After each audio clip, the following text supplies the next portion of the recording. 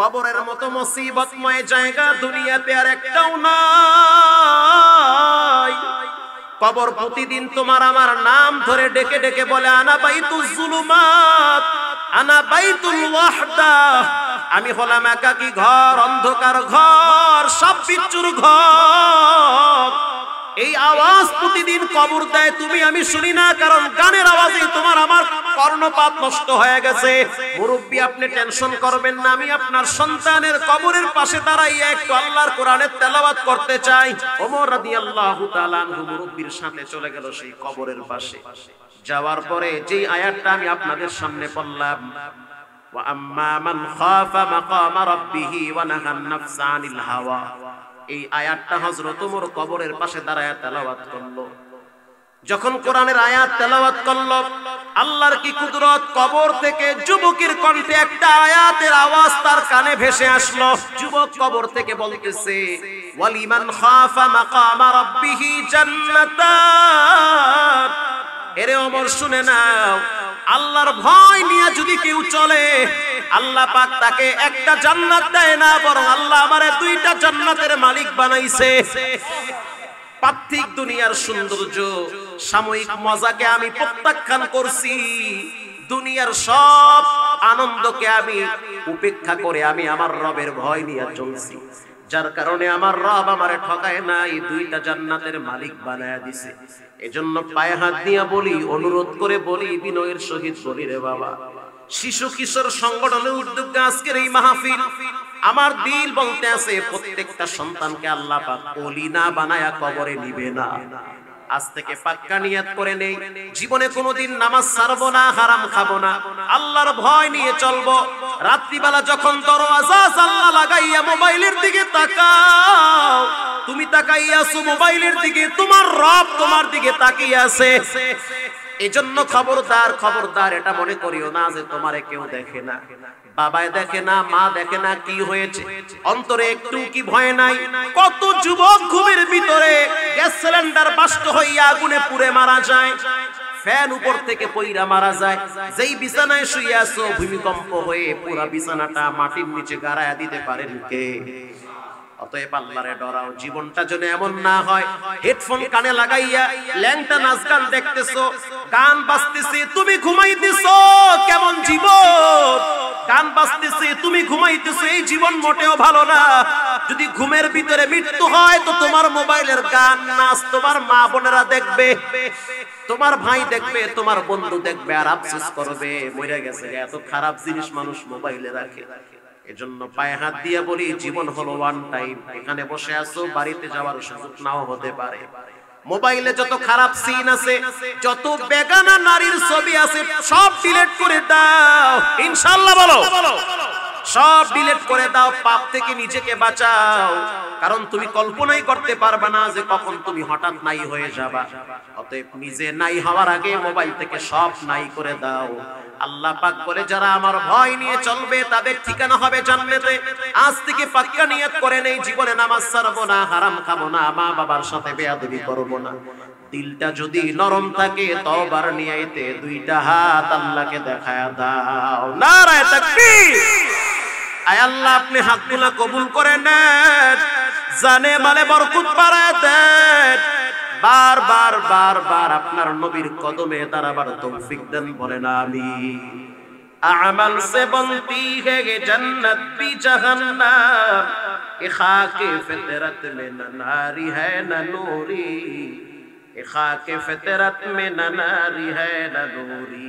যেই সালমান শাহর ছবি দেখার জন্য তোমরা সিনেমা হলে দৌড়াও, সেই সালমান শাহ আজকে ঘুমিয়ে আছে সিলেটের জমিনে। কল্পনাও করতে পারে নাই যে সে অল্প বয়সে কবরের বাসিন্দা হবে, ঠিক না বেটি? টাঙ্গাইলে বয়ানে গেলে মানুষ বলে, নায়ক মান্নার কবর এখানে পড়ে আছে। যাদের চরিত্র দেখা তোমরা বিনোদন নাও, যাদের চরিত্র দেখা তোমাদের দিল ঠান্ডা করো, কসম খোদার তাদেরকে আল্লাহ দ্রুত কবরে নিয়ে যায়, অল্প বয়সে কবরে ফালায়া দেয়। যে সমস্ত মা বোনেরা যেই সমস্ত নায়িকাদেরকে আইডল মনে করে, যাদেরকে গুরু মনে করে, যাদের চরিত্র গ্রহণ করে, কসম আল্লাহর তারা কেউ শান্তিতে নাই। দুনিয়ার কোন নায়ক নায়িকা মা বোনদের মডেল হতে পারে না। আম্মা জানদের মডেল হবে খাদিজাতুল কুবরা আয়েশা, ঠিক না বেঠিক? আর যুবকদের মডেল হবে মুহাম্মাদুর রাসূলুল্লাহ সাল্লাল্লাহু আলাইহি ওয়াসাল্লাম। এজন্য জীবনটারে আল্লাহর অবাধ্য থেকে বাধ্যবাধকতা হয়ে যাও।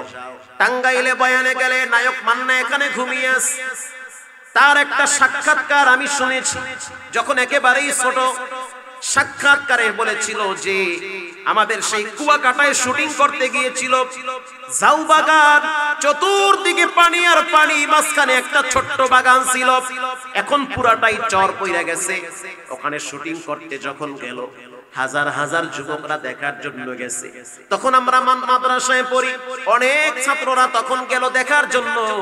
আমরা গেলাম সেখানে, যাওয়ার পরে সাংবাদিকরা প্রশ্ন করলো, আপনি যে কুয়াকাটায় আসলেন কি দেখলেন, কেমন লাগতেছে আপনার? নায়ক মান্না জবাব দিচ্ছে, খুবই ভালো লাগতেছে, মুক্ত বাতাস, ফরমালিন সারা বাতাস, আকাশটা পানির সাথে মনে হয় মিশে আছে, পানি মনে হয় আকাশের সাথে মিশে আছে। আসলে আকাশ পানি মিশে নাই, আকাশ আকাশের জায়গায়, পানি পানির জায়গায়, সব একজনের কুদরত। তিনি হলেন কে? তাকে প্রশ্ন করা হইল, আপনার কি মনে চায়? বলে, এত সুন্দর পৃথিবী ছেড়ে আমার কবরে যেতে মনে চায় না, আমি আরো কিছুদিন দুনিয়ায় থাকতে চাই। ঘরে গেলে বাচ্চার দিকে তাকাইলে আমার দিন ঠান্ডা হয়। স্ত্রী, সন্তান, মা বাবার মহব্বত, কার মনে চায় একটা অন্ধকার কবরে একা একা থাকতে? সেই নায়ক মান্নাও দুনিয়ায় বেশি দিন টিকতে পারে নাই, অল্প বয়সে কবরে চলে গেল। পৃথিবীর ভিতরে টপ লেভেলের একজন পপ সম্রাট, নাম হলো মাইকেল জ্যাকসন। একটা গান বললে লক্ষ লক্ষ কোটি কোটি টাকা পাইতো। আপনি আশ্চর্য হয়ে যাবেন, তার জীবনী আমি পড়ছি। সেই পপ সম্রাট মাইকেল জ্যাকসন, যিনি হ্যান্ড গ্লাস লাগায়া চলতো, তার ইচ্ছা ছিল তিনি 100 বছর হায়াত পাবে। মনে করছে হায়াত বিক্রি করে তার বাপে। হায়াত দেওয়ার মালিক কে? 100 বছর হায়াত পাওয়ার জন্য আগে নিজের বডি ঠিক রাখতে হবে, সুস্থ থাকা লাগবে যেন অসুস্থ না হয়। হ্যান্ড গ্লাস লাগায়া চলতো। কেউ যদি মুসাফা করার জন্য আসতো, সে মনে করত যদি আমি হ্যান্ড গ্লাস ছাড়া মুসাফা করি, তার হাতের সাথে আমার হাত লাগলে ওখান থেকে রোগ জীবাণু এখানে ঢুকবে, মনে হয় মরণই ঢুকবে। এই ডরে সে হ্যান্ড গ্লাস লাগায়া চলতো। দুবাই থেকে সবচেয়ে দামি পানি এনে পান করে খাইতো, পানি পান করতো, সবচেয়ে দামি পানি। 18 জন ডাক্তার ছিল, সব সময় বডি চেক করত। একবার যদি হাসি দিত, বারবার চেক করত, না জানি ভিতরে কোনো সমস্যা আছে। এত সিকিউরিটি, এত চিকিৎসা, এত অত্যাধুনিক প্রযুক্তির মাধ্যমে তার বডিকে নিরাপদ রাখা হইল। সেই পপ সম্রাট বেশি দিন বাঁচতে পারে নাই, মাত্র 40 হওয়ার আগেই সে কবরের বাসিন্দা হয়ে গেছে। আল্লাহু আকবার! এটাই মানুষের জীবন, বেশি দিন থাকতে পারে না। এমন জীবন করিয়া গঠন, মরিলে কাঁদিবে, মরিলে হাসিবে তুমি, কাঁদিবে ভুবন। এমন জীবন করিও না গঠন, মরার পরে যেন মানুষ বলে না যে লোকটা খারাপ ছিল, মরছে ভালো হইছে। বরং এমন জীবন করিও গঠন, এমন জীবন তোমার মৃত্যুর পরে যেন মানুষ তোমার জন্য দোয়া করে। মানুষ যেন বলে না যুবকটা খারাপ ছিল, চরিত্রহীন ছিল, লম্পট ছিল, মিথ্যাবাদী ছিল, জুলুম করত। এই জীবনের কোনো মূল্য নাই, বরং চুপচাপ নীরবে জীবন কাটাও, কষ্ট করে সংসার চালাও, মা বাবার অনুগত হও। মরার পরেও দেখবা লাখো মানুষ তোমার জন্য দিল খুলে দোয়া করবে, ঠিক না বেটি? এজন্য আল্লাহ তাআলা বলেন, ওয়া আসারাল হায়াতাদ দুনিয়া, যারা সীমালঙ্ঘন করে তারা কখনোই জান্নাতে যেতে পারবে না। ফাইন্নাল জাহিমা হিয়াল মাওয়া, যারা সীমালঙ্ঘন করে তাদের ঠিকানা হবে আল্লাহর জাহান্নামে। ইয়াউমা লা ইয়ানফাউ মালু ওয়ালা বানুন, কিয়ামতের ময়দানে মাল কাজে আসবে না, সন্তান কাজে আসবে না। এটা তো কিয়ামতের ময়দানের কথা। দুনিয়ায় সন্তান থাকতেই তো বাবার কাজে আসে না, কাজে আসে? বৃদ্ধাশ্রমে গিয়ে দেখলাম, আপনারাও গিয়ে দেখবেন, হাজার হাজার সন্তানের মা বাবা পড়ে আছে।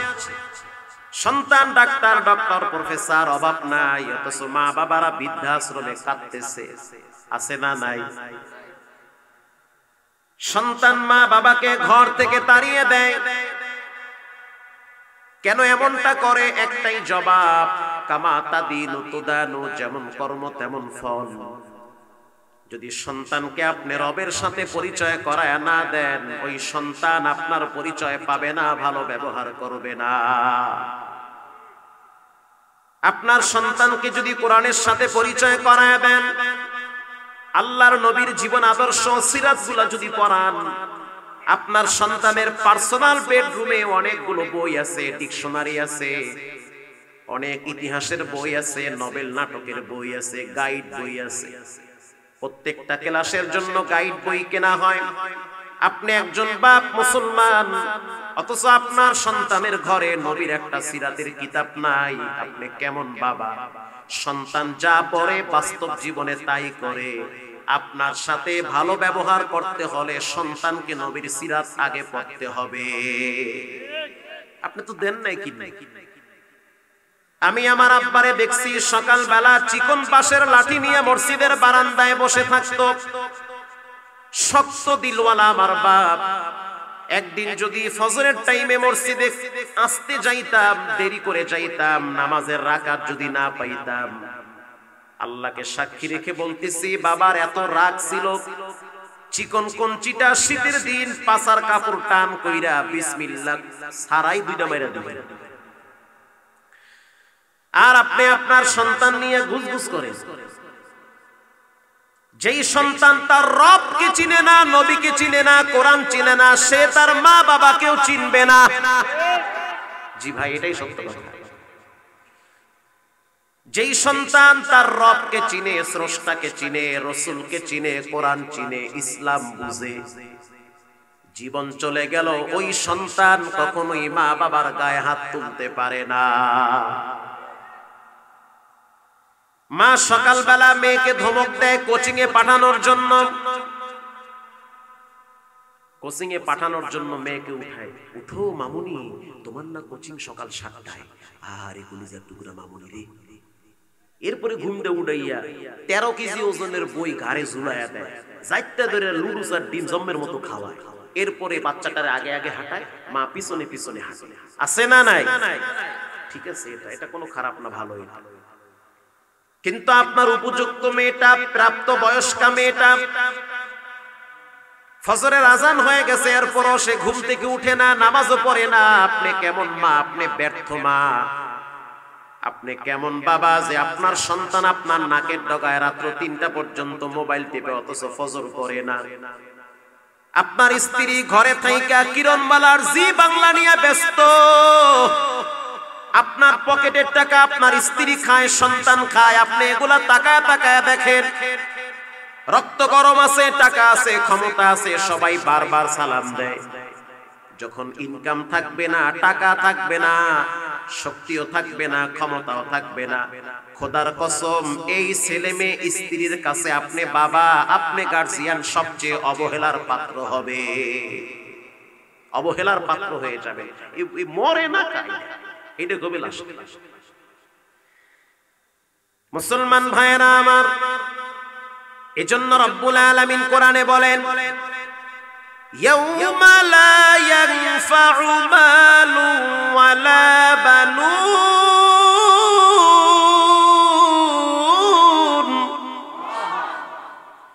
ইল্লা মান আতাল্লাহা বিকলবিন সালিম।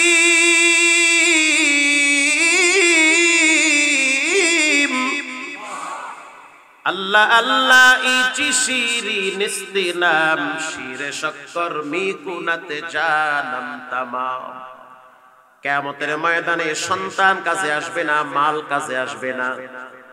যেই মালের জন্য আপনি ব্যস্ত হয়ে গেলেন, সন্তানের জন্য ব্যস্ত হয়ে গেলেন, সন্তান কাজে আসবে না। কারণ নবী করিম সাল্লাল্লাহু আলাইহি ওয়াসাল্লাম বলেন, দুনিয়ার মানুষের চরিত্র হলো তারা মুখ দিয়া বলে, ইয়াকুলু ইবনু আদম মালি মালি, আমার মাল, আমার বাড়ি, আমার সম্পদ, আমার ব্যাংক ব্যালেন্স, এগুলো সব আমার। এই বাজারের সাথে 3% জায়গা কার? বলে আমার। এই সন্তান 4টা কার? বলে আমার। এই বিশাল 5তলা বাড়ি কার? বলে আমার। 3টা গাড়ি আছে প্যারাডো কার? বলে আমার। বলে কি বলে না? আল্লাহর নবী বলেন, ওয়াহাল্লাকা মিন মালিকা ইয়া ইবনি আদম, আদম সন্তান ধ্বংসের ভিতরে আছে, কিচ্ছু তার না, তিনি সবগুলার রাখাল। সবগুলার কি? রাখাল। ও নবী আমার, আপনি জানায় দেন, এত কষ্ট করে আমরা জীবন চালাই, সম্পদের পাহাড় গড়ি, নিজে না খাইয়া বাচ্চার মুখে খাবার তুলে দেই, নিজে পরিশ্রম করি, স্ত্রীকে ঘরে পর্দায় রাখি, এত কষ্ট করে সম্পদ কামাইলাম, সন্তানদেরকে খাওয়াই, মা বাবারে খাওয়াই, নিজে না খায়া সবাইকে দেয়, সবার দায়িত্ব পালন করি, তাহলে আমার কি? আল্লাহর নবী বলেন, ইল্লা মা আকালতা ফাআফনাইতাম, যা তুমি খাবা ওটাই হলো তোমার। আল্লাহু আকবার। আপনি যেটা খাবেন ওটাই আপনি। এখন এই বয়ান যখন একবার বরিশালে করলাম, এক চাচায় বয়ানের পরে কয়, ঠিক কথাই কইছো বাবা, যে যা খাবা তা তোমার, আমি যা খাই সব তো আমার। আমি কি? হ্যাঁ, সবই তো আপনার। খাইছেন এটা তো আপনি। আমার গরুতে দুধ হয় 2 কেজি, দেশি গরু, একের দুধ, কোনো ভেজাল নাই, ফরমালিন নাই, সারও দেই নাই। এই গরুর দুধ বাজারে বিক্রি করে আমি প্রতিদিন 4-5 প্যাকেট বিড়ি কিনে খাই, এতে কি সমস্যা আছে? চিন্তা করছে সরল মানুষ, মানে হেজেরা বলছে হেডেই কইছে, কোনো প্যাচ নাই। বর্তমান সমাজের মানুষ খারাপ গ্রহণ করে, ভালোটা দূরে রাখে, দুধ বিক্রি করে বিড়ি কিনে খায়। এটা শুধু বরিশালেই না, সারা বাংলাদেশে আছে। আছে না নাই? সবরি, কলা, আল্লাহর দেওয়া নেয়ামত, এগুলো বিক্রি করে বাজার থেকে গুল কিনা এই জিব্বার নিচে হান্দাইয়া মাথা মতো আউলাইয়া বাইতে আয়। আছে, বাস্তব। আল্লাহর নবী বলেন, যা তুমি খাবা তাই তোমার। কিছু মানুষ আছে নিজে খায় না, বাচ্চাদের কেউ খাওয়ায় না, কাউকে দাওয়াত দিয়াও খাওয়ায় না, শুধু টাকা পয়সা জমা রাখে। আছে না নাই? এটা মোটেও ঠিক না। নিজে খান, বাচ্চাদেরকে খাওয়ান। কারণ হাদিস শরীফে রাসূল বলেন, সন্তানদের পিছনে যদি সম্পদ ব্যয় করা হয়, ওটা নষ্ট হয় না, বরং সাদকায়ে জারিয়ার সওয়াব আমলনামায় জমা হয়। আল্লাহ, আপনি আমাকে সন্তান দিয়েছেন, টাকা পয়সাও দিয়েছেন, এগো পিছনে আমি খরচ করি। এরপরে আল্লাহর হাবিব বলেন, আও লাবিস্তা ফাআবলাইতা, যেটা আপনি ব্যবহার করবেন ওটাই আপনার। ভালো একটা জামা সামর্থ্য থাকলে বানান। মানুষের চরিত্র কেমন শুনেন, বিয়ের অনুষ্ঠানে অথবা পার্টি সেন্টারে অথবা দুনিয়ার লাইনে কোনো ভালো ভালো অনুষ্ঠানে তারা দামি দামি পোশাক পরে অংশগ্রহণ করে। জুমার দিন আল্লাহর ঘর মসজিদে সবচেয়ে কম দামি পচা পোশাকটা পইরা মসজিদে হাজিরা দেয়। এটা মোটেও ঠিক না। আপনাকে যদি আজকে টেলিফোন কইরা মন্ত্রী সাহেব বলে, আমাদের এলাকার অর্থমন্ত্রীর নাম জানো কি? কি অর্থমন্ত্রীর নাম? হ্যাঁ, পরিকল্পনা মন্ত্রী। এখন সে যদি আপনার টেলিফোন করে যে মিয়া সাহেব, কালকে সকাল 10টায় আমার সাথে সিলেট সার্কিট হাউসে দেখা করুন, আপনার তো রাতের বেলা আর ঘুম ধরবে না, আপনার তো উশি শেষ। কথা কন না কেন? ওরে আল্লাহ, এটা কয় কি? মন্ত্রী সাহেব আমার লাগে দেখা করবে, তাও আবার সার্কিট হাউসে, তোমার জন্য স্পেশাল গিফট আছে, আমি ঢাকা থেকে নিয়ে আসছি, প্রাইম মিনিস্টার তোমার নাম লইয়া কইছে, তোমার দিবার কইছে। ওরে বাবা রে বাবা, এত উশি নাই। স্ত্রীকে বলে, ও স্বামী, স্ত্রী আমার, আমি কোন পোশাকটা পইরা মন্ত্রীর সাথে সাক্ষাৎ করব? সবচেয়ে দামি পোশাকটা আলমিরাত থেকে বের করে ব্যবহার করে এরপরে সাক্ষাৎ করে। অথচ প্রতিদিন প্রতিদিন প্রতিদিন 5 বার তার রব তারে তার ঘরে ডাকে। আল্লাহর চেয়ে দামি পৃথিবীতে কেউ নাই, আল্লাহর ঘরের চেয়ে শ্রেষ্ঠ জায়গা পৃথিবীতে আর একটাও নাই। অথচ সেই জায়গাটায় আপনি যাবেন, সেটাও জান না। আপনি কেমন মুসলমান? আল্লাহর রাসূল বলেন যা ব্যবহার করবা তাই তোমার। যারা যুবক আছেন সামর্থ্য থাকলে একটা পাঞ্জাবি বানান, প্রতিদিন পরার দরকার নাই, কমপক্ষে জুমার দিন পাঞ্জাবিটা গায়ে লাগাও, টুপিটা মাথায় দাও।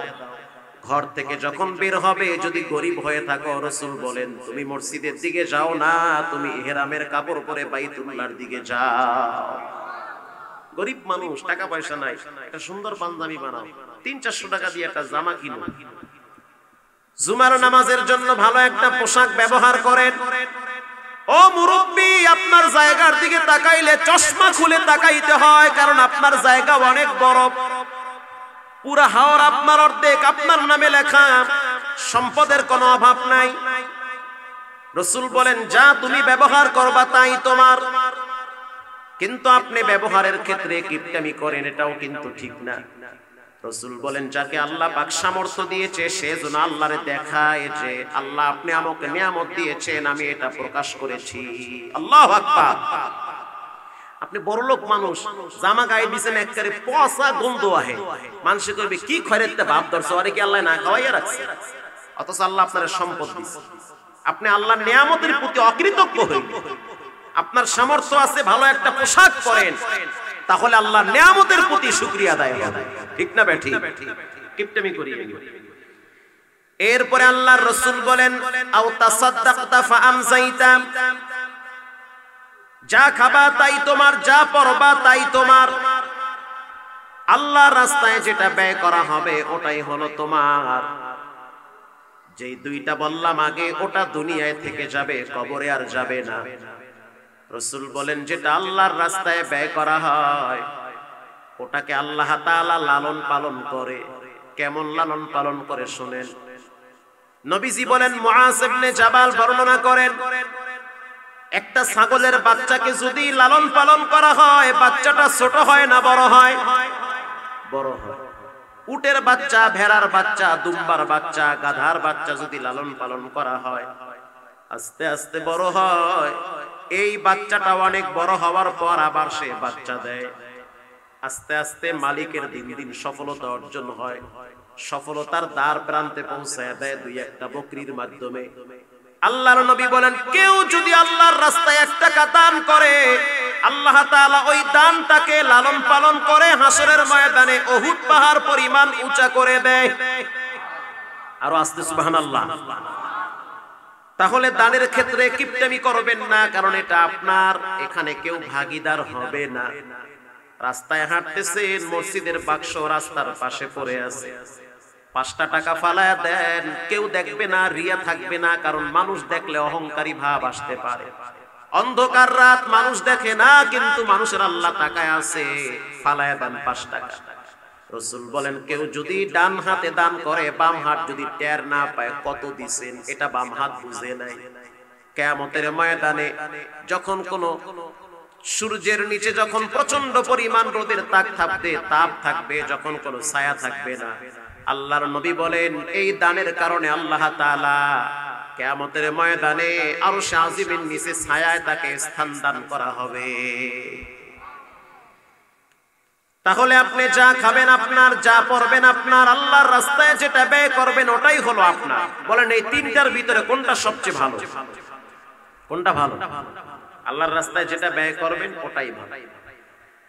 আপনার সামনে যখন কেউ হাত পাতে না বইলেন না, আজকে আপনার সামনে একজনে হাত পাতছি, কিছুদিন পর আপনারও আরেকজনের সামনে হাত পাতা লাগবে।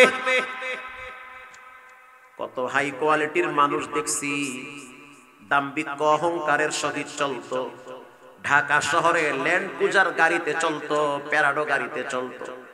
কালের আবর্তনে এমন একটা রোগ হইছে, কোটি কোটি টাকা ব্যয় করছে, বাড়ি গাড়ি সব বিক্রি করলো, এরপরেও চিকিৎসার টাকার যোগান দিতে পারে না, শেষ পর্যন্ত মাস্ক লাগাইয়া মসজিদে মসজিদে ভিক্ষা করে। এটা একজনই পারেন, তিনি হলেন কে? কেউ হাত পাততে না কইেন, সামর্থ্য আছে দিয়ে দেন, পারেন না দিতে একটা হাসি দিয়ে ভাই পারলাম না জানরা, ঠিক না বেঠি? ধমক দিয়েন না।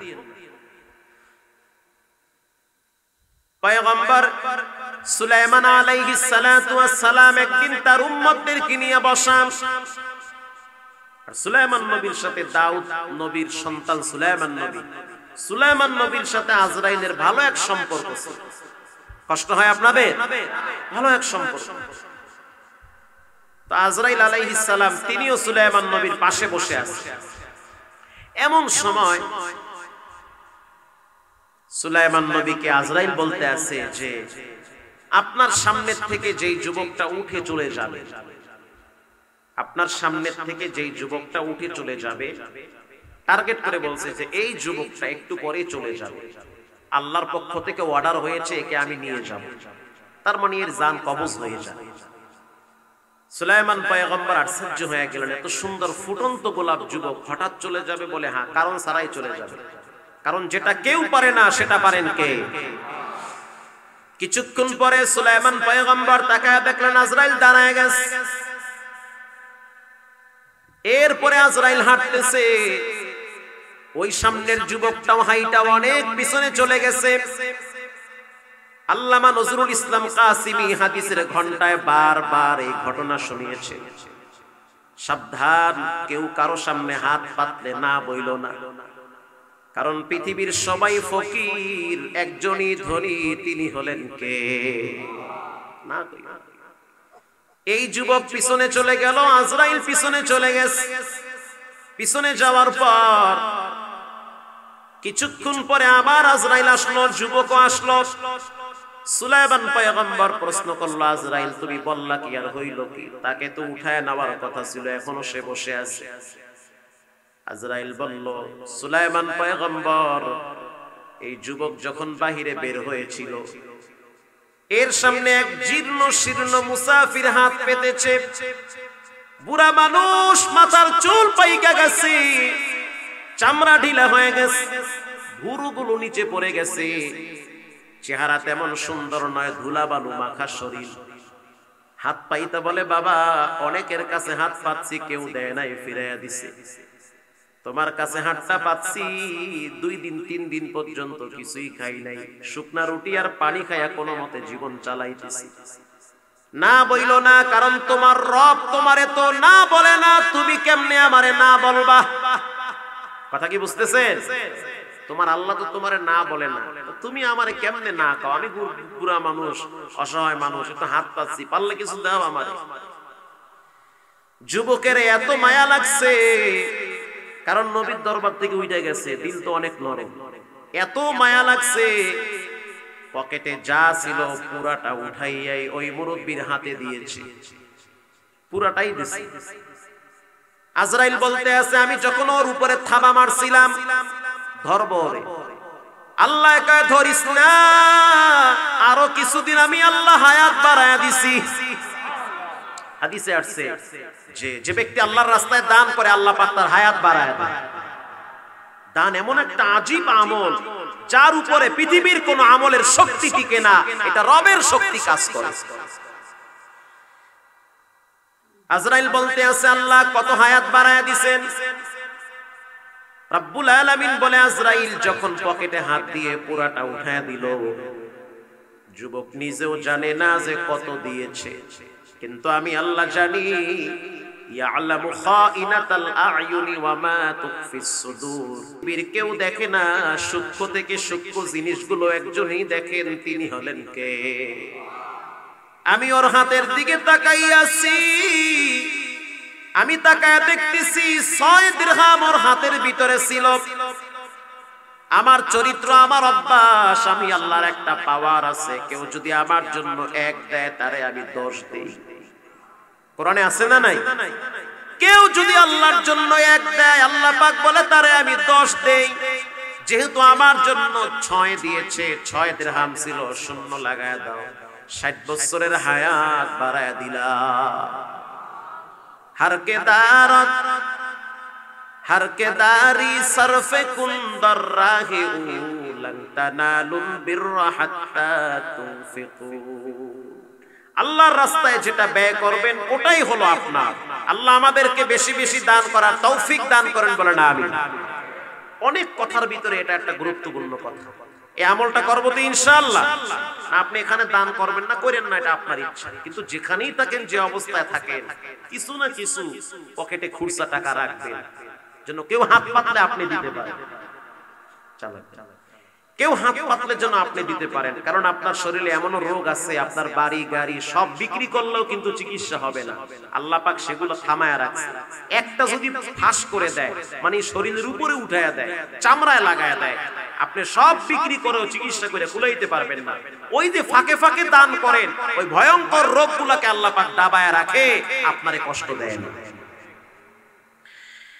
ভাইরা আমার, মানুষ ভালো হওয়ার জন্য একটা মেডিসিনের দরকার, সেটা হলো আল্লাহর ভয়। জোরে বলেন, কার ভয়? আরো জোরে বলেন, আল্লাহর ভয়।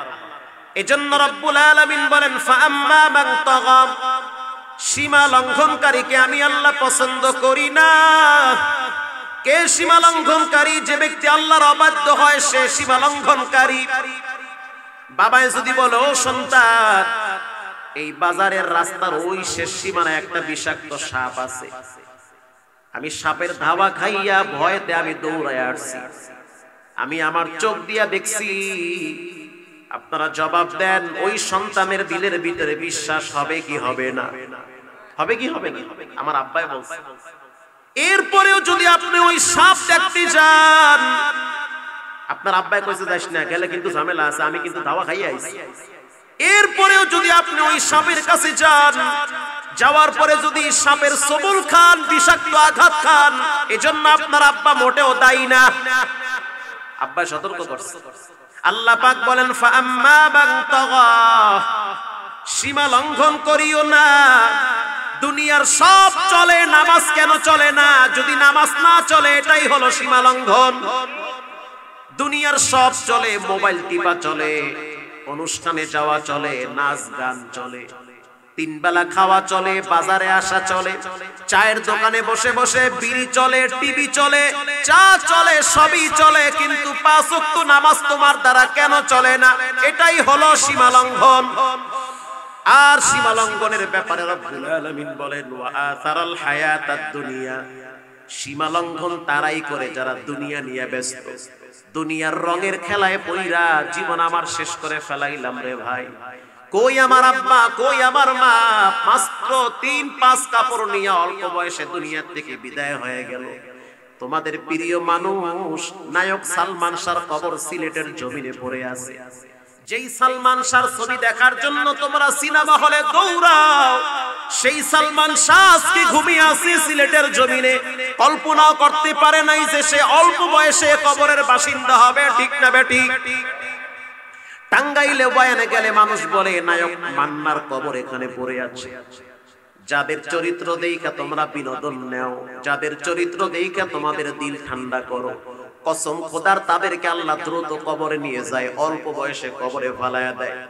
যে সমস্ত মা বোনেরা যেই সমস্ত নায়িকাদেরকে আইডল মনে করে, যাদেরকে গুরু মনে করে, যাদের চরিত্র গ্রহণ করে, কসম আল্লাহ তারা কেউ শান্তিতে নাই। দুনিয়ার কোন নায়ক নায়িকা মা বোনদের মডেল হতে পারে না। আম্মা জানদের মডেল হবে খাদিজাতুল কুবরা, আয়েশা। ঠিক না বেঠিক? আর যুবকদের মডেল হবে মুহাম্মাদুর রাসূলুল্লাহ সাল্লাল্লাহু আলাইহি ওয়াসাল্লাম। এজন্য জীবনটারে আল্লাহর অবাধ্য থেকে বাধ্যবাধকতা হয়ে যাও। টাঙ্গাইলে বয়ানে গেলে নায়ক মান্না এখানে ঘুমিয়ে আছে। তার একটা সাক্ষাৎকার আমি শুনেছি, যখন একেবারেই ছোট। সাক্ষাৎকারে বলেছিল যে আমাদের সেই কুয়াকাটায় শুটিং করতে গিয়েছিল, ঝাউ বাগান, চতুর্দিকে পানি আর পানি, মাঝখানে একটা ছোট্ট বাগান ছিল, এখন পুরাটাই চর পইরা গেছে। ওখানে শুটিং করতে যখন গেল, হাজার হাজার যুবকরা দেখার জন্য গেছে। তখন আমরা মাদ্রাসায় পড়ি, অনেক ছাত্ররা তখন গেল দেখার জন্য। আমরা গেলাম সেখানে। যাওয়ার পরে সাংবাদিকরা প্রশ্ন করলো, আপনি যে কুয়াকাটায় আসলেন, কি দেখলেন, কেমন লাগতেছে আপনার? নায়ক মান্না জবাব দিচ্ছে, খুবই ভালো লাগতেছে। মুক্ত বাতাস, ফরমালিন সারা বাতাস, আকাশটা পানির সাথে মনে হয় মিশে আছে, পানি মনে হয় আকাশের সাথে মিশে আছে। আসলে আকাশ পানি মিশে নাই, আকাশ আকাশের জায়গায়, পানি পানির জায়গায়, সব একজনের কুদরত। তিনি হলেন কে? তাকে প্রশ্ন করা হইল, আপনার কি মনে চায়? বলে, এত সুন্দর পৃথিবী ছেড়ে আমার কবরে যেতে মনে চায় না। আমি আরো কিছুদিন দুনিয়ায় থাকতে চাই। ঘরে গেলে বাচ্চার দিকে তাকাইলে আমার দিন ঠান্ডা হয়। স্ত্রী সন্তান মা বাবার মহব্বত কার মনে চায় একটা অন্ধকার কবরে একা একা থাকতে?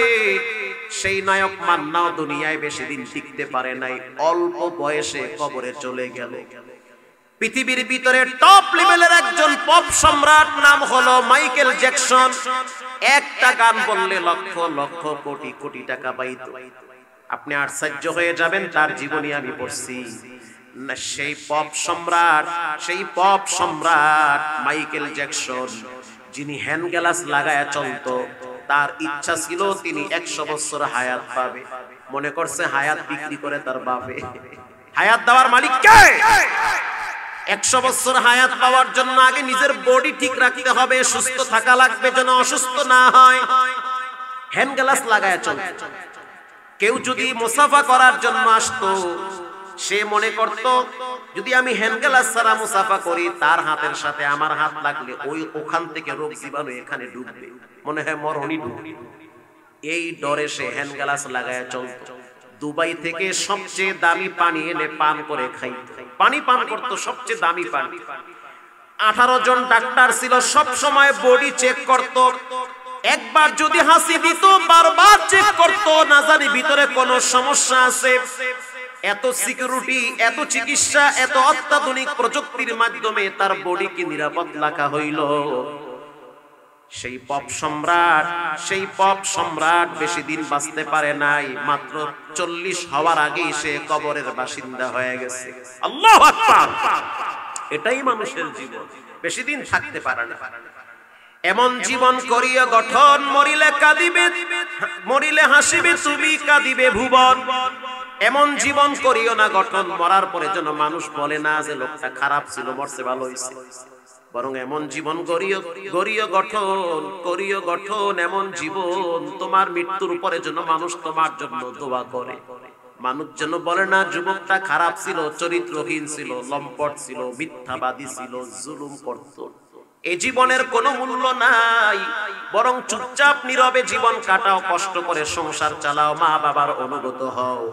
মরার পরেও দেখবা লাখো মানুষ তোমার জন্য দিল খুলে দোয়া করবে, ঠিক না বেটি?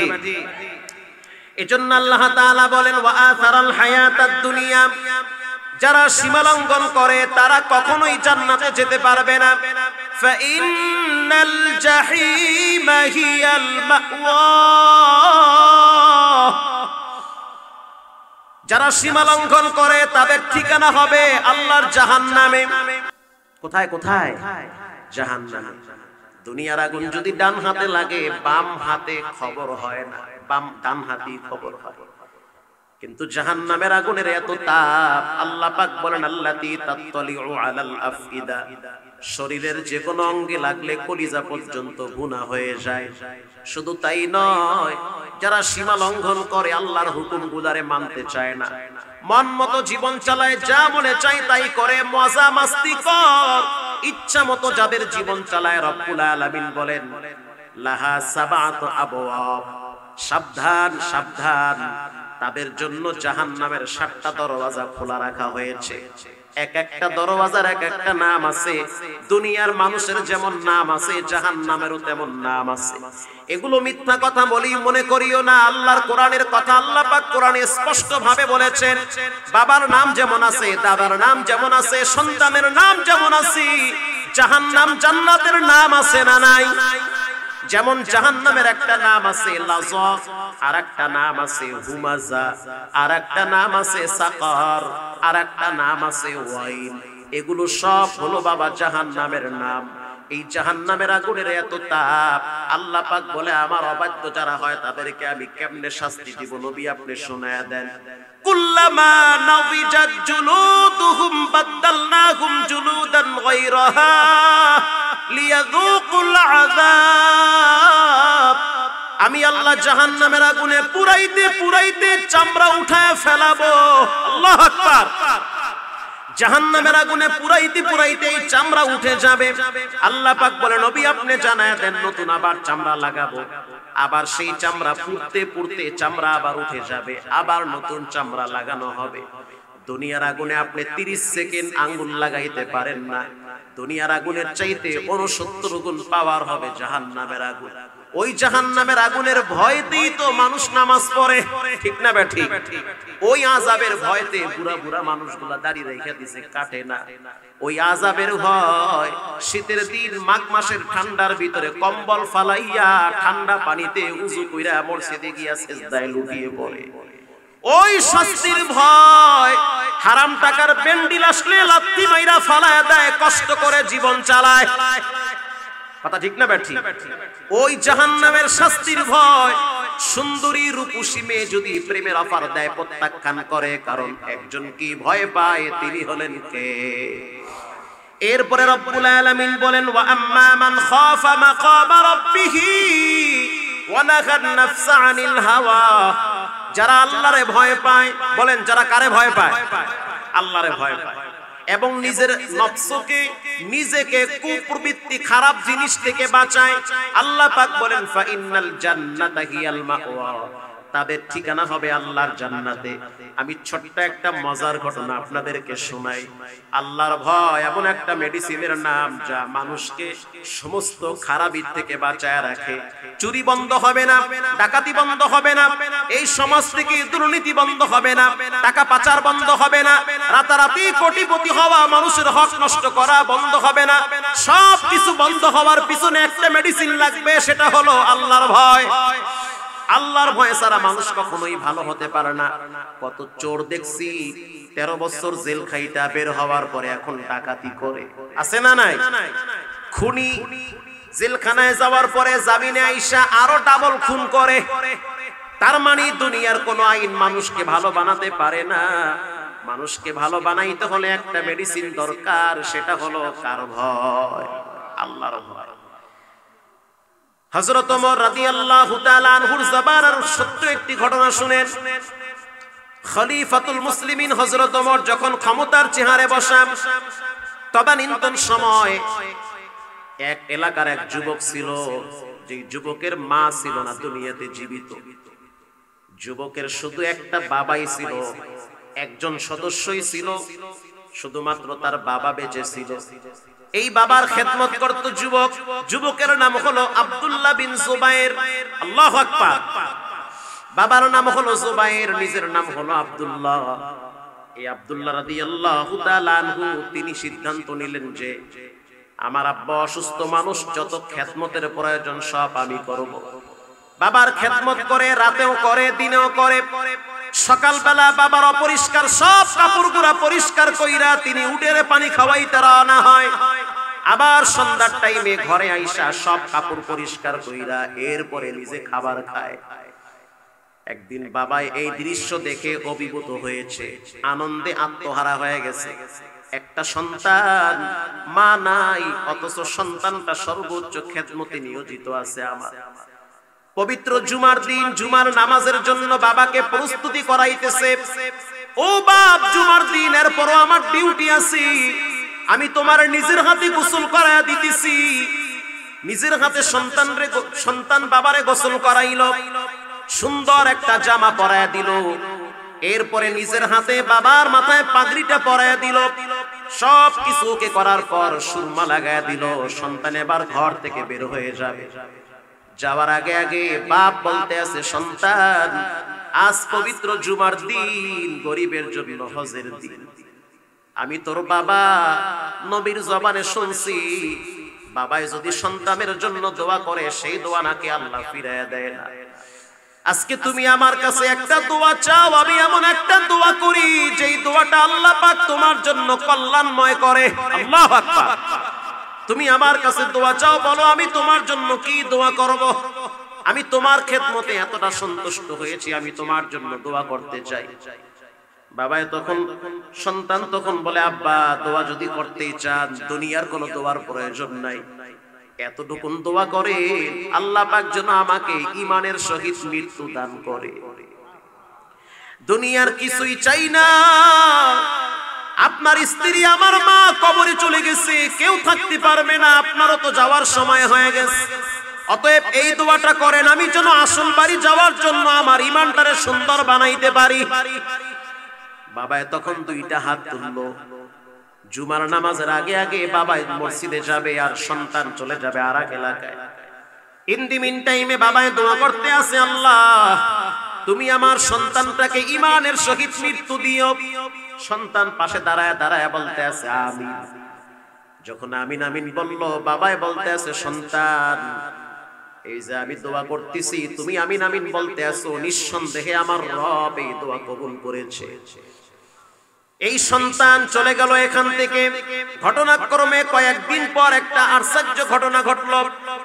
যুবক সন্তান আব্দুল্লাহ রাদিয়াল্লাহু তাআলা আনহু মরুভূমিকে উপেক্ষা করে যেতে হয় অনেক দূরে। যাওয়া আসার পথে এক সুন্দরী রূপসী এক নারী তাকে বারবার প্রেমের প্রস্তাব দেয়, বারবার প্রেমের অফার দেয়। যুবক তুমি দেখতে সুন্দর, কণ্ঠ সুন্দর, কথাও সুন্দর, মা বাবার অনুগত সন্তান, আমি তোমাকে প্রস্তাব দিতেছি, আমি তোমার সাথে পার্সোনাল সময় কাটাইতে চাই। যুবক বলতে আছে ইন্নী আখাফুল্লাহ, আমি একজনের সবচেয়ে বেশি ভয় পাই, তিনি হলেন কে? ইন্নী আখাফুল্লাহ, আমি আল্লাহরে ডরাই। ফাঁকি যাও তুমি। পরের দিন মেয়েটা আবার যুবকের রাস্তা আটকায় ফেলাইছে।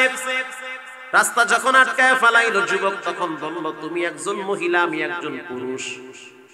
আগুন পানি যেমন এক জায়গায় হয় না, নারী পুরুষ এক জায়গায় ঘষাঘষি হতে পারে না, অতএব দূর হও, ফাঁকে চলে যাও।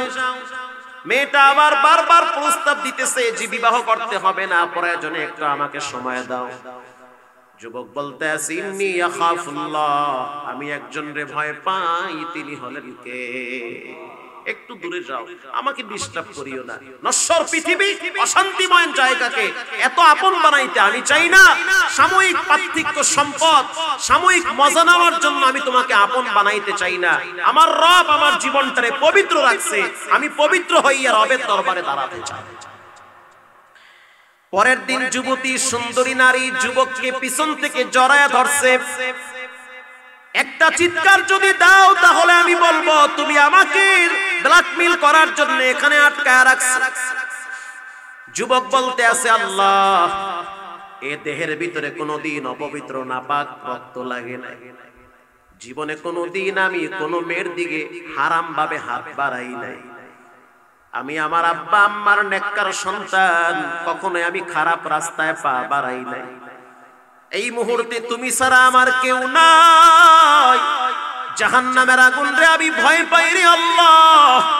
একটা মেয়ে যদি একটা ছেলেকে জড়ায় ধরে তখন বাঁচার কোনো পথ নাই। রক্তে মাংসে গরম, রক্তে মাংসে গড়া আমি একজন মানুষ, আমারও মনটা চায় এই মেয়ের সাথে একটু সময় কাটাইতে। কিছুক্ষণ পরে যুবক বলতে আছে আমাকে হয়তো ছেড়ে দাও, তা না হলে আমি হয়তো বাঁচবো না। মেয়েটা বলতে আছে ফাইজলামি কথা বাদ দাও, চলো পাহাড়ি অঞ্চলে।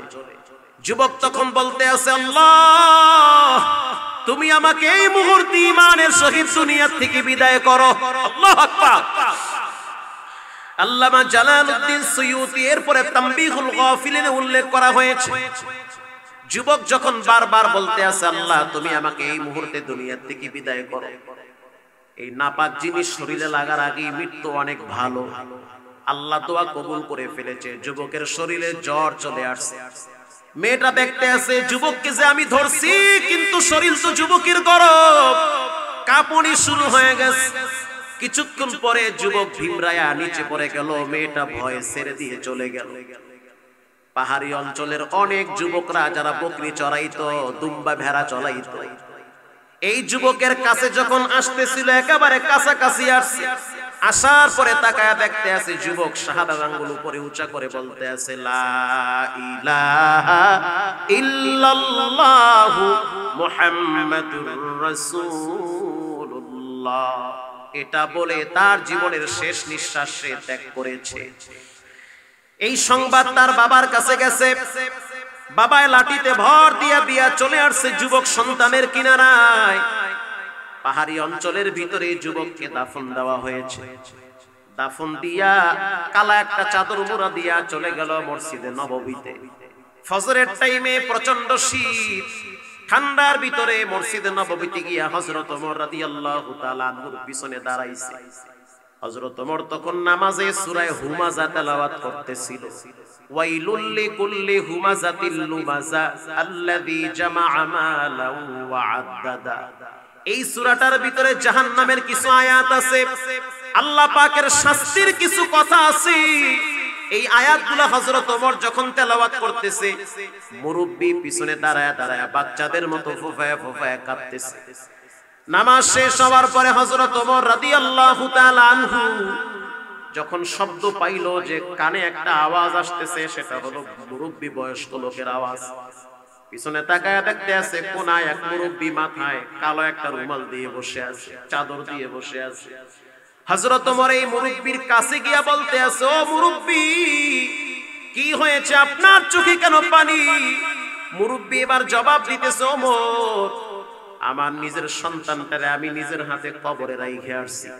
কবর একটা ভয়ঙ্কর জায়গা, ডানে বামে মাটি ফালায়া রাইখে আসছি, জানি না আল্লাহ কি ব্যবহার করবে। কবরের মতো মুসিবতময় জায়গা দুনিয়াতে আর একটাও নাই। কবর প্রতিদিন তোমার আমার নাম ধরে ডেকে ডেকে বলে, আনা বাইতুল জুলুমাত, আনা বাইতুল ওয়াহদা, আমি হলাম একাকী ঘর, অন্ধকার ঘর, সব বিচ্ছুর ঘর। এই আওয়াজ প্রতিদিন কবর দেয়, তুমি আমি শুনি না, কারণ গানের আওয়াজে তোমার আমার কর্ণপাত নষ্ট হয়ে গেছে। কবর প্রতিদিন ডেকে ডেকে আওয়াজ দেয়, তোমার আমার কানে সেই আওয়াজ যায় না, তুমি আমি দুনিয়ার মজায় লিপ্ত হয়ে আছি। হযরত ওমর রাদিয়াল্লাহু তাআলা আনহু যখন শুনলো যে তার সন্তান মারা গেছে, মুরব্বি আপনি টেনশন করবেন না, আমি আপনার সন্তানের কবরের পাশে দাঁড়াইয়া একটু আল্লাহর কোরআনের তেলাওয়াত করতে চাই। ওমর রাদিয়াল্লাহু তাআলা আনহু মুরব্বির সাথে চলে গেল সেই কবরের পাশে। যাওয়ার পরে যেই আয়াতটা আমি আপনাদের সামনে পড়লাম, ওয়া আম্মা মান খাফা মাকামা রাব্বিহি ওয়া নাহান নাফসা আনিল হাওয়া, এই আয়াতটা হযরত ওমর কবরের পাশে দাঁড়ায়া তেলাওয়াত করলো। যখন কোরআনের আয়াত তেলাওয়াত করলো, আল্লাহর কি কুদরত, কবর থেকে যুবকের কণ্ঠে একটা আয়াতের আওয়াজ তার কানে ভেসে আসলো। যুবক কবর থেকে বলতেছে, ওয়ালিমান খাফা মাকামা রাব্বিহি জান্নাতান। এরে ওমর শুনে নাও, আল্লাহর ভয় নিয়ে যদি কেউ চলে, আল্লাহ পাক তাকে একটা জান্নাত দেয় না, বরং আল্লাহ আমারে দুইটা জান্নাতের মালিক বানাইছে। পার্থিব দুনিয়ার সৌন্দর্য, সাময়িক মজাকে আমি প্রত্যাখ্যান করছি, দুনিয়ার সব আনন্দকে আমি উপেক্ষা করে আমি আমার রবের ভয় নিয়ে চলছি, যার কারণে আমার রব আমারে ঠকায় নাই, দুইটা জান্নাতের মালিক বানায়া দিছে। এজন্য পায়ে হাত দিয়া বলি, অনুরোধ করে বলি, বিনয়ের সহিত বলি, রে বাবা, শিশু কিশোর সংগঠনের উদ্যোগে আজকের এই মাহফিল, আমার দিল বলতে আছে প্রত্যেকটা সন্তানকে আল্লাহ পাক ওলি না বানায়া কবরে নিবে না। আজ থেকে পাক্কা নিয়ত করে নেই, জীবনে কোনোদিন নামাজ ছাড়বো না, হারাম খাবো না, আল্লাহর ভয় নিয়ে চলবো। রাত্রিবেলা যখন দরওয়াজা জানলা লাগাইয়া মোবাইলের দিকে তাকাও, তুমি তাকাইয়াছো মোবাইলের দিকে, তোমার রব তোমার দিকে তাকিয়ে আছে। এজন্য খবরদার খবরদার, এটা মনে করিও না যে তোমারে কেউ দেখে না, বাবায় দেখে না, মা দেখে না, কি হয়েছে অন্তরে একটু কি ভয় নাই? কত যুবক ঘুমের ভিতরে গ্যাস সিলিন্ডার বাস্ট হইয়া আগুনে পুড়ে মারা যায়, ফ্যান উপর থেকে পইরা মারা যায়, যেই বিছানায় শুয়ে আছো ভূমিকম্প হয়ে পুরো বিছানাটা মাটির নিচে গাড়ায়া দিতে পারেন কে? অতএব আল্লাহরে ডরাও, জীবনটা যেন এমন না হয় হেডফোন কানে লাগাইয়া ল্যাংটা নাচ গান দেখতেছো, গান বাজতেছে, তুমি ঘুমাইতেছো, কেমন জীবন? গান বাজতেছে, তুমি ঘুমাইতেছো, এই জীবন মোটেও ভালো না। যদি ঘুমের ভিতরে মৃত্যু হয়, তো তোমার মোবাইলের গান নাচ তোমার মা বোনেরা দেখবে, তোমার ভাই দেখবে, তোমার বন্ধু দেখবে, আর আফসোস করবে মরে গেছে। এত খারাপ জিনিস মানুষ মোবাইলে রাখে। এজন্য পায়ে হাত দিয়ে বলি, জীবন হলো ওয়ান টাইম। এখানে বসে আছো, বাড়িতে যাওয়ার সুযোগ নাও হতে পারে। মোবাইলে যত খারাপ সিন আছে, যত বেগানা নারীর ছবি আছে, সব ডিলিট করে দাও ইনশাআল্লাহ। বলো, সব ডিলিট করে দাও, পাপ থেকে নিজেকে বাঁচাও, কারণ তুমি কল্পনাই করতে পারবে না যে কখন তুমি হঠাৎ নাই হয়ে যাবা। অতএব নিজে নাই হওয়ার আগে মোবাইল থেকে সব নাই করে দাও। আল্লাহ পাক বলে, যারা আমার ভয় নিয়ে চলবে তাদের ঠিকানা হবে জান্নাতে। আজ থেকে পাক্কা নিয়ত করে নেই, জীবনে নামাজ ছাড়বো না, হারাম খাবো না, মা বাবার সাথে বেয়াদবি করবো না, দিলটা যদি নরম থাকে তওবার নিয়াতে দুইটা হাত আল্লাহকে দেখায়া দাও। নারায়ে তাকবীর। আয় আল্লাহ আপনি হাতগুলো কবুল করে নেন, জানে মালে বরকত বাড়ায় দেন। বার বার বার বার আপনার নবীর কদমে দাঁড়াবার তৌফিক দেন, বলেন আমিন। अमल से बनती है ये जन्नत भी जहन्नम, ये खाके फितरत में न नारी है न नूरी, ये खाके फितरत में न नारी है न नूरी। এতক্ষণ আলোচনায় কি বুঝলেন? আল্লাহর ভয় লাগবে কি লাগবে না? আরে ভাই, আগের যুগে তো বাচ্চাদের ভিতরে আল্লাহর ভয় ছিল। আগের যুগে ছোট বাচ্চারাও আল্লাহরে ভয় পাইত। বাবায় সন্তানরে দাঁড়া করায় রাইখা একটা বাগানে ঢুকছে। তাফসীরে আসছে ঘটনাটা, জান্নাতানি আইয়ামিনি ওয়া শিমাল, ডানেও বাগান বামেও বাগান, বিশাল আঙ্গুর ফলের বাগান। বাবার জিহ্বায় পানি আইছে, সন্তানরে কয়, বাপ তুই এখানে দাঁড়া, আমি বাগানের ভিতরে ঢুকলাম, কেউ যদি আমাকে দেখে তুমি আমাকে নক করবে। তখন তো আর মোবাইল ছিল না যে মিস কল দিলে বাবায় টের পাইবে যে কেউ আইছে, মানে তুমি আমাকে আওয়াজ দিয়ে বলবে যে একজন আসছে। কথা কি আমার বুঝতেছেন? বাপ বাগানের ভিতরে ঢুকছে একটা ঝুড়ি নিয়া আঙ্গুর ফল পাড়ার জন্য। ফলের বাগানটা ছিল 12 কিলোমিটার লম্বা। আল্লাহু আকবার, 12 কিলোমিটার লম্বা ছিল ফলের বাগানটা। বাবায় বাগানে ঢুকছে, সন্তান 3 রাস্তার মোড়ে দাঁড়ায় রয়েছে। কিছুক্ষণ পরে সন্তান যখন দেখলো যে কাউকে দেখতেছি না, বাবায় তো মজা নেওয়ার জন্য ভিতরে ঢুকছে। বাবাই ভিতরে ঢুইকা আঙ্গুর ফলের থোকা ধরে টান মারছে। থোকা আপনারা বুঝেন তো, মানে আঙ্গুর ফল ঝুলতেছে, এটা ধরে টান মারছে। যখন টান মারলো তখন সন্তান বলতেছে, ইয়া আবি আহাদু ইয়ারানা, আব্বা একজন আপনার দিকে তাকায় আছে। বাবায় ফল মল জুতা মতো হালাইয়া মারছে দৌড়। ওরে আল্লাহ, খাইছে। বাগানের মালিক আইলে তো ভয় থাকবে না। সন্তানের কাছে এসে দেখতে আছে সন্তান একা দাঁড়ায় আছে। বাবায় ধমক দিয়া বলে, আমার সাথে কি মজা নিতেছো, মস্কারি করো? না, আপনি না বলছেন যে কেউ দেখলে আমারে বলবা। আরে বেটা, কে দেখতেছে এখানে? সন্তান বলে, পৃথিবীর কেউ দেখে না, আপনার রব আপনার দিকে তো তাকায় আছে। তখন বাবায় সন্তানরে বুকে জড়ায় ধইরা কপালে চুমা দিয়া কয়, আল্লাহ আমার সন্তানটাকে যুগ শ্রেষ্ঠ মুহাদ্দিস বানায়া দাও। তাই আল্লাহ বানাইছে। সেই ব্যক্তির নাম হলো ইবনুল জাওজি রাহমাতুল্লাহি আলাইহি। আল্লাহু আকবার। সম্মানিত হাজিরিন, আগের যুগে বাচ্চাদের ভিতর আল্লাহর ভয় ছিল, আর এখনকার যুগে অনেক মুরব্বিরা এই চার দোকানে বসে বসে রাতকে রাত জেগে জেগে গীবত করে আর টিভির সামনে সময় দেয়, অথচ তাদের নামাজ পড়ার সুযোগ হয় না। আল্লাহ তাআলা আমাদের সকলকে আল্লাহর ভয় নিয়ে চলার তৌফিক দান করুক। জোরে বলেন আমিন। আমিন সুম্মা আমিন। ওয়া আখিরি দাওয়ানা আনিল হামদুলিল্লাহি রাব্বিল আলামিন। আমাকে যখন প্রথম টেলিফোনে দাওয়াত দেওয়া হয়